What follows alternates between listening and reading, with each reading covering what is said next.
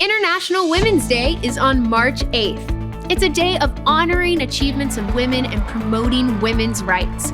International Women's Day can be dated back to 1909 after 15,000 women stormed and marched through New York City, demanding shorter working hours, better pay, and the right to vote.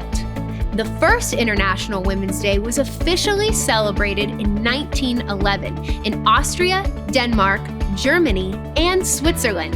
It has been sponsored by the United Nations since 1975.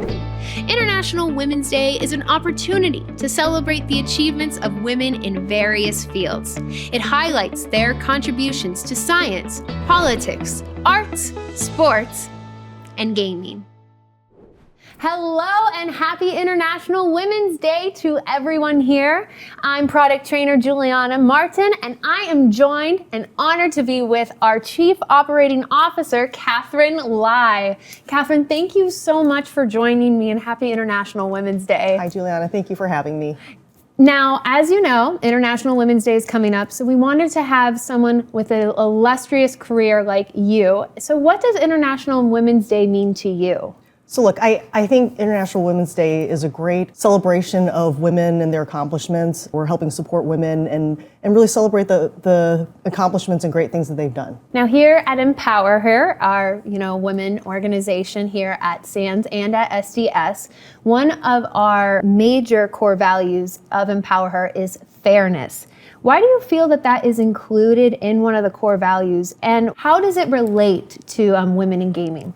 Yeah, so I think fairness is actually a really important value in all of, I think, the workplace, regardless if it's for women, gender diversity, race, anything. So I think fairness is important, that as managers or as we're working with our coworkers, that we're always fair and we're equitable in how we treat people. I completely agree. And we have, amazing programs like Global Gaming Women that you are a part of, and also our own chapter of Empower Her that we're starting off and launching today. How have you personally seen programs like Global Gaming Women and Empower Her helps advance someone's career? Look, I think it's about the resources that these groups are able to provide. It's about training. It's about maybe creating a community for women to express how they feel, kind of understand challenges, other challenges that maybe women in leadership positions have faced kind of throughout their career, offering the opportunity to have mentor opportunities.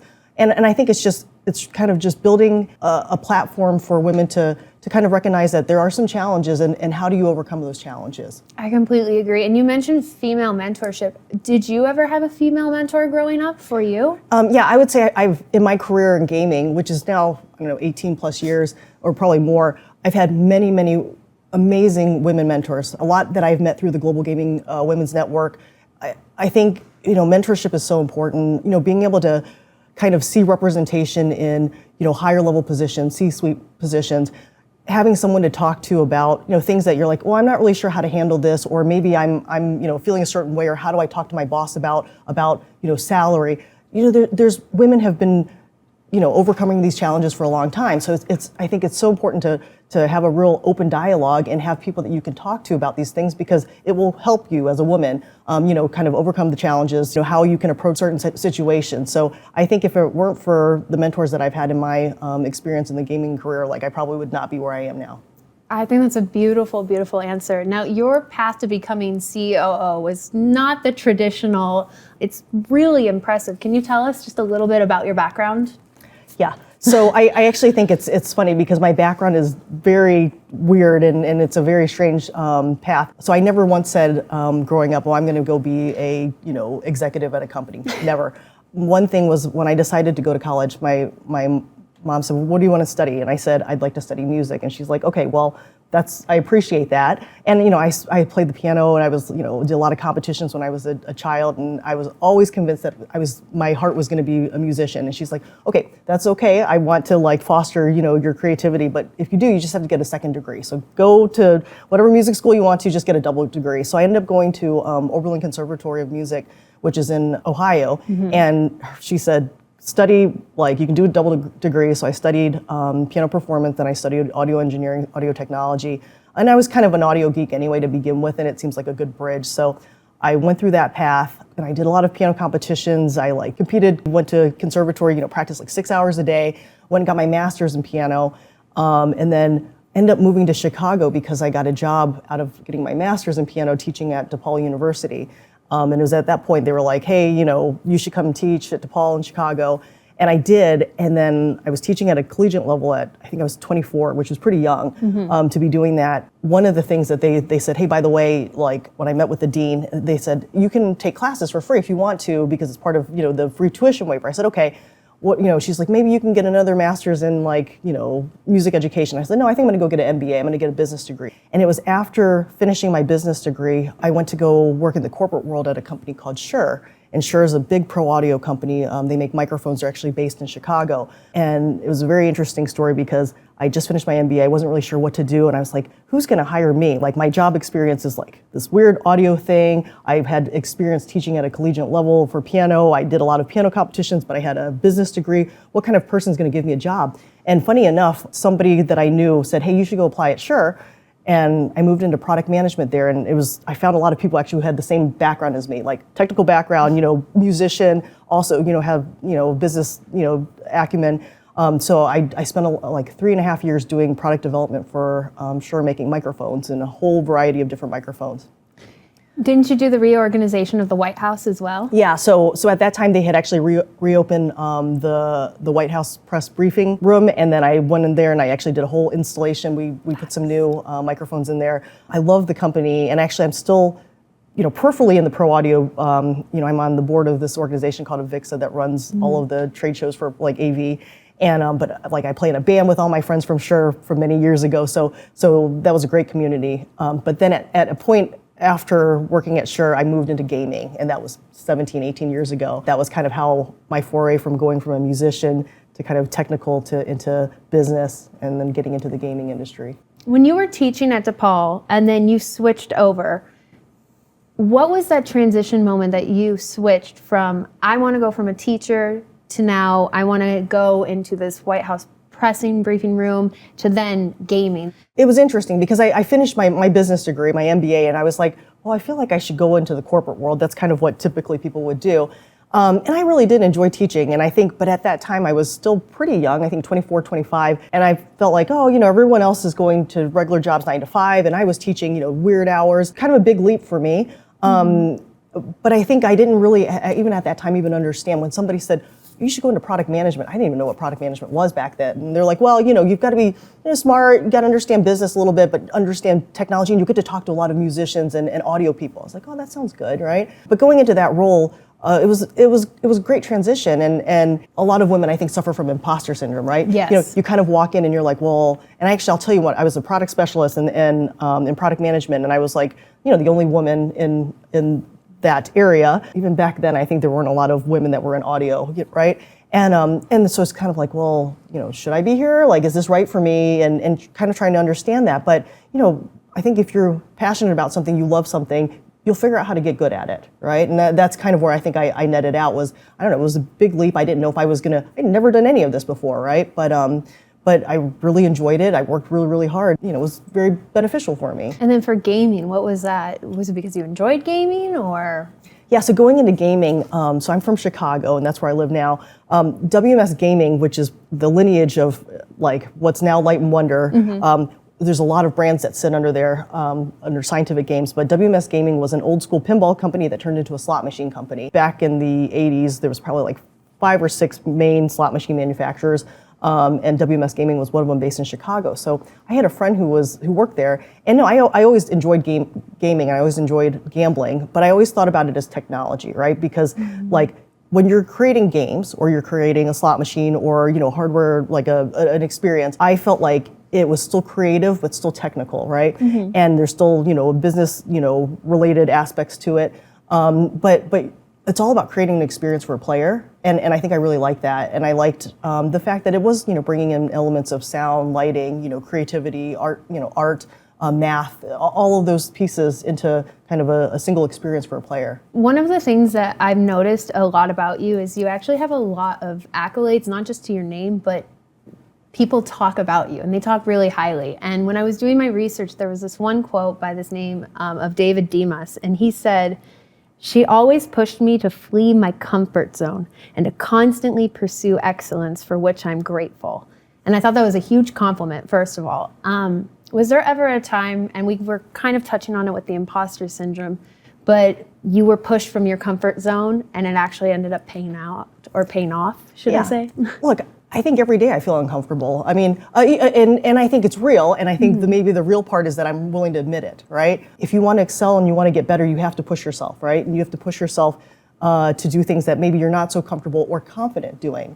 And you're not going to know until you do it. And then when you do it, then you're like, well, hold up, I did do it, and I think I did an okay job. Like, okay, well, maybe I can do more. And I would say my whole career path has been that. I mean, everything's been uncomfortable, but you have to, a little bit of you have to believe in yourself that you can do it, and you have to be afraid that you might fail too. So it's okay to be scared as a leader? 100%. 100%. And the truth is, if people will tell you that they're not, they're probably just not telling you the truth. I completely agree. Since we're in the gaming industry, what is the biggest gamble you've taken on yourself? I'll give you some examples. So how I got to maybe where I got to, like I started off managing one department, right? So I think I've always been product management. For the longest time, I was managing product management for WMS Gaming. Then we acquired Bally's and Shufflemaster. Our gaming CEO said, hey, I want you to take over those product segments, right? And then I'm like, okay, so I have to take over something else, more people.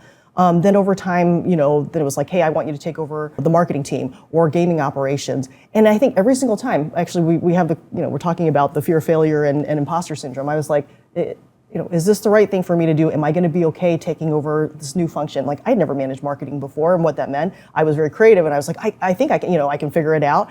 And so I think in all of those, it's the big gamble. When somebody comes to you and says, hey, like, I see potential in you, I think that you can do more, you have to take the gamble on yourself and say, I may not know how to do it immediately, I may learn on the job, but you know what, I'm going to take the opportunity. And I think that's the gamble. Can we ask why SDS?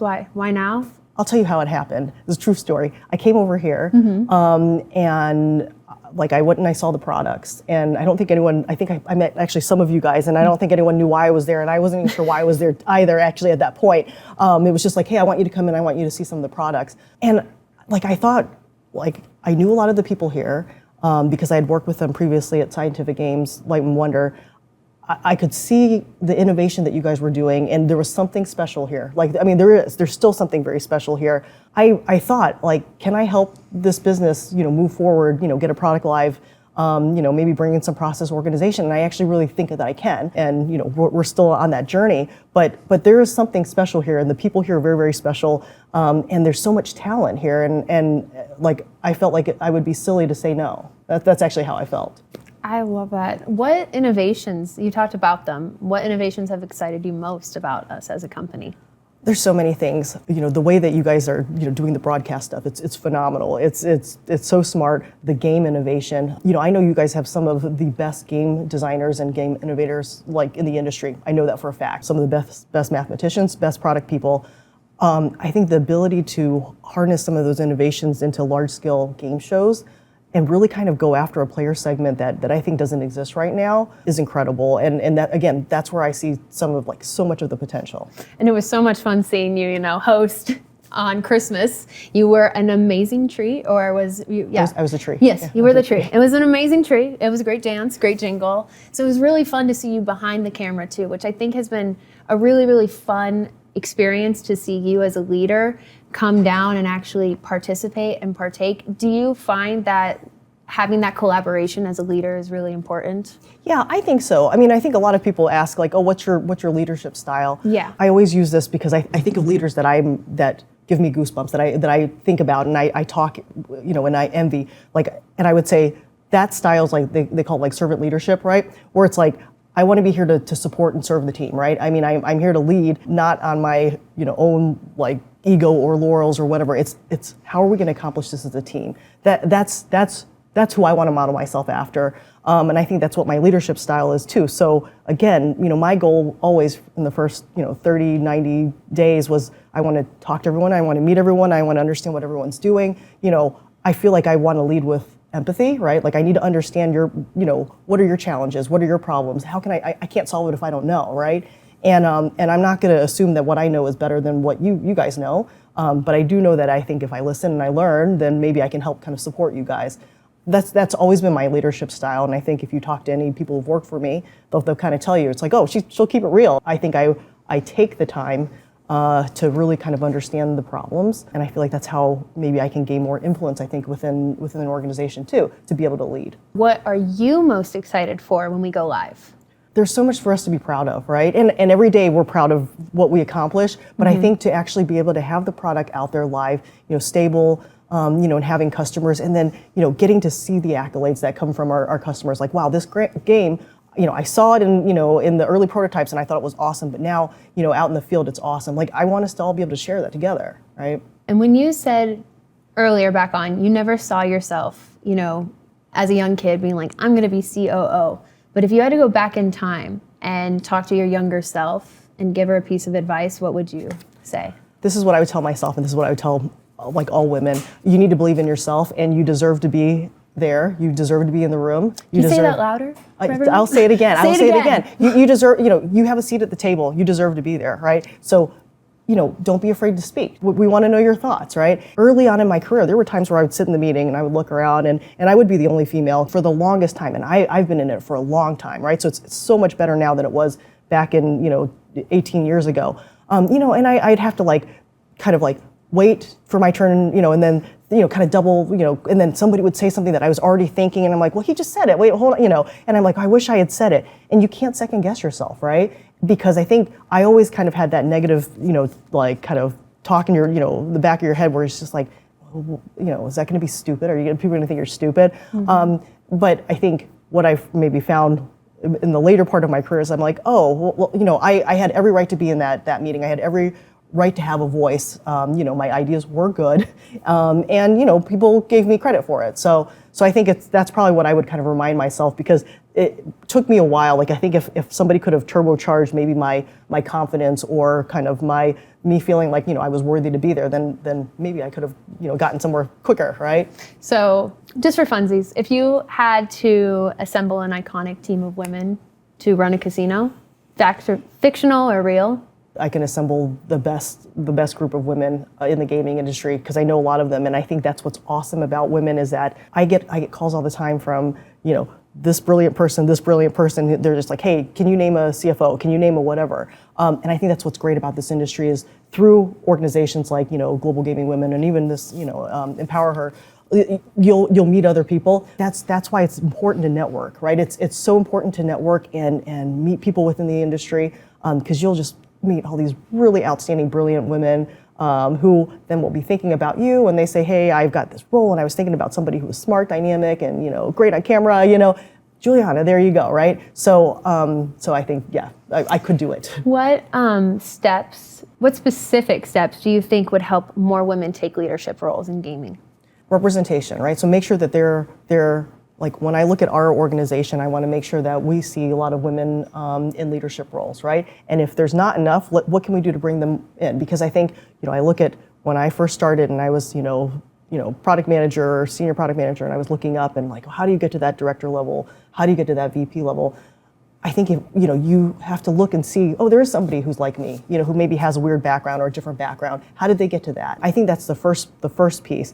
I think the other thing too, to get more women kind of in these leadership roles, is to provide the tools and the foundation and support through mentorship, through training, right? Things like that. And then it's not just about training the women, it's about training the men that women work for, right? Mm-hmm. The managers, I think, and it's just as important. Anytime there's any kind of like women's leadership panel that we would put in my previous roles, we'd ask the men managers to come out there too, because Absolutely. A lot of times, and I would say, some of the best feedback that I've gotten has been from male managers that said, hey, it was so great listening to these women talk, because I didn't know that sometimes if I say things like X, Y, Z, that it makes them feel like this, right? Now I know that, I could be a little bit more conscious about that or teaching, So I think it's just as important for, all managers to be able to hear kind of the message and understand, right? The collaboration. Yeah, exactly. That's so important. Has there ever been a moment in your career, like specifically in gaming, that you had like the jackpot or the royal flush moment where you're like, aha?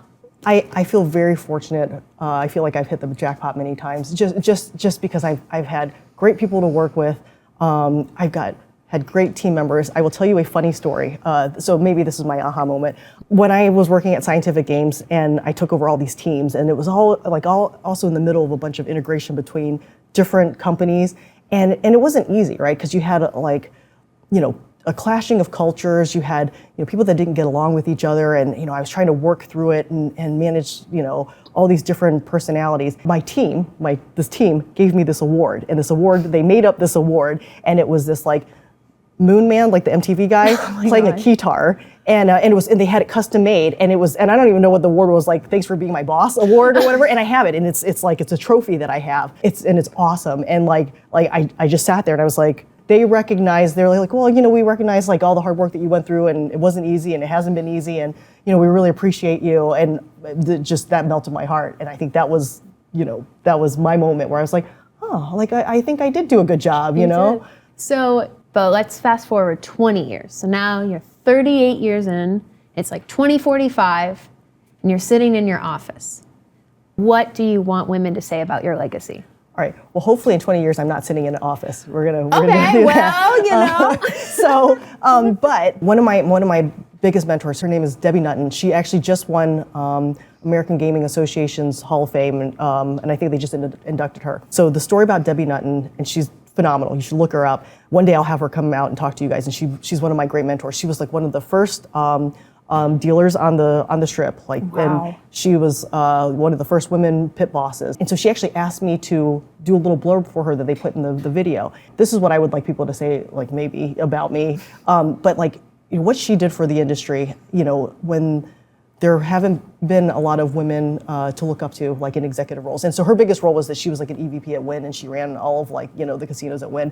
She's phenomenal. And now she's on the board of every IGT. She took the time out to mentor women. Like that's what I remember her of, not of all the professional things that she did, even though she did amazing professional things, but that she took the time, come talk to a group of women at Scientific Games, during G2E and talk about her story, right? That she took the time to like sit and mentor me, that she took the time to introduce me to people, that she's always, looking on, for opportunities for people that I know, right? Hey, you should, think about so-and-so, and I saw that. That's what I would hope that what I've done to pay forward in the industry, right? Not what I did, what my title was, like that stuff is meaningless to me. But what did I do for people? What did I do for this industry? What did I do for other women in this industry? That's to me, I think, what I'd value the most.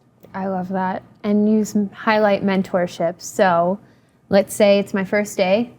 I'm a woman, or I'm maybe not even a woman. I'm just someone brand new who knows absolutely nothing about gaming. But I know that one day I would love to get into senior leadership. What's the first step I can do?